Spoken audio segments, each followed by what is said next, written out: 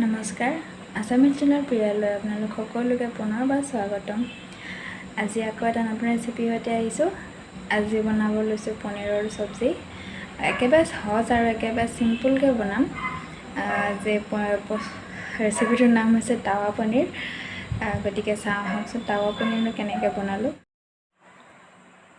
এই মই 200 গ্ৰাম পনীৰ লৈছোঁ। পনীৰটো মেৰিনেট কৰিবলৈ মই 2 চামুচ গাখীৰ লৈছোঁ। আৰু ইয়াত এতিয়া মই দিম হালধি আৰু অকণমান জিৰা ধনিয়া পাউডাৰ। এয়া ধুনীয়াকৈ মিক্স কৰি 5 মিনিটমান মেৰিনেট কৰি থ'ম।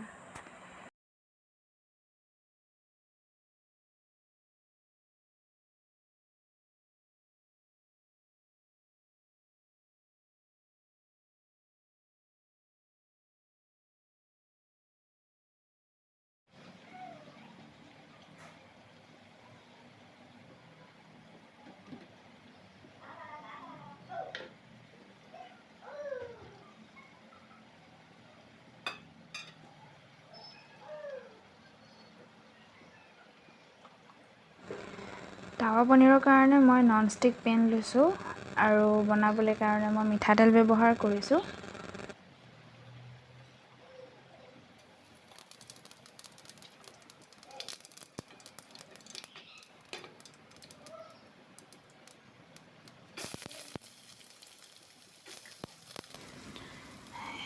মই অকণমান জিৰা লৈছোঁ।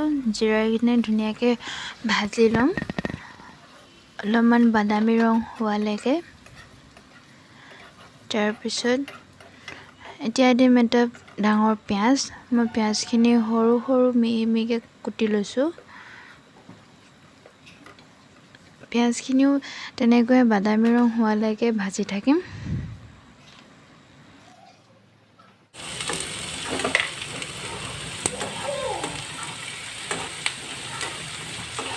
পিঁয়াজখিনি ভজা হৈ গ'ল আৰু মই ইয়াত এতিয়া বিলাহী দিছোঁ। বিলাহীটো মই সৰু সৰুকৈ পিঁয়াজৰ দৰে কাটি দিছোঁ। আৰু এতিয়া অলপ সিজা হ'লৈকে বিলাহীখিনি ভাজি থাকিম।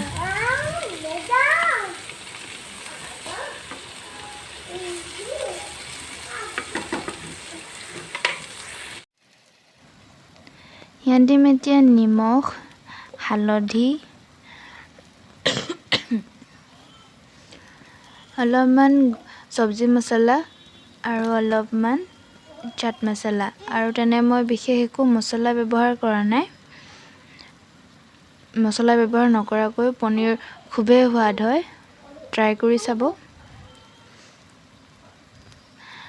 আৰু এতিয়া ইয়াত দিছোঁ আদা নহৰু পেষ্ট অলপ।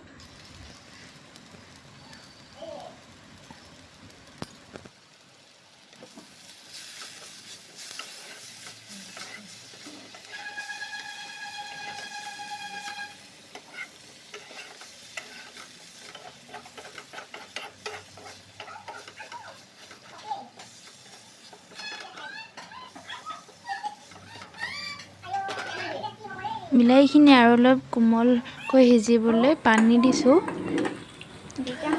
ইয়াত কেঁচা চব্জিত যদি দিওঁ বুলি ভাবে তেতিয়াহ'লে ইয়াত কেপচিকাম মিহলাব পাৰে, মটৰো দিব পাৰে।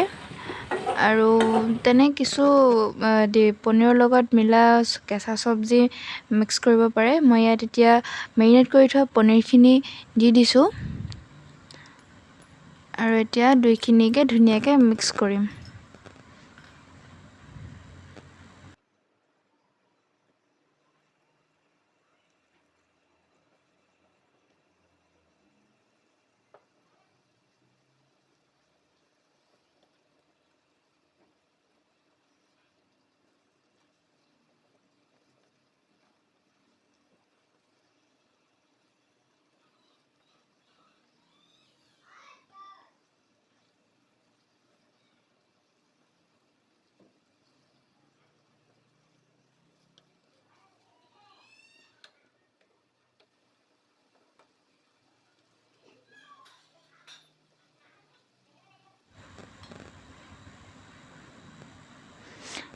মোৰ পনীৰখিনি ভজা হৈ গৈছে, কিন্তু অলপ তলত লাগি গ'ল।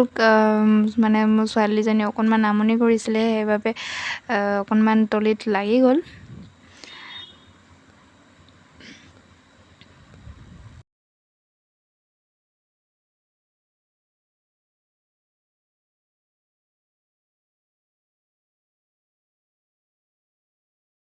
পনীৰ ছাৰ্ভ কৰিবলৈ পৰা হৈ গ'ল।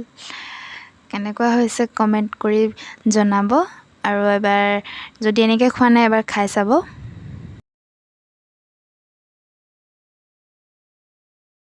পনীৰৰ চব্জিকণ কেতিয়াবা এনেকৈ চিম্পুলভাৱে ভাল লাগে।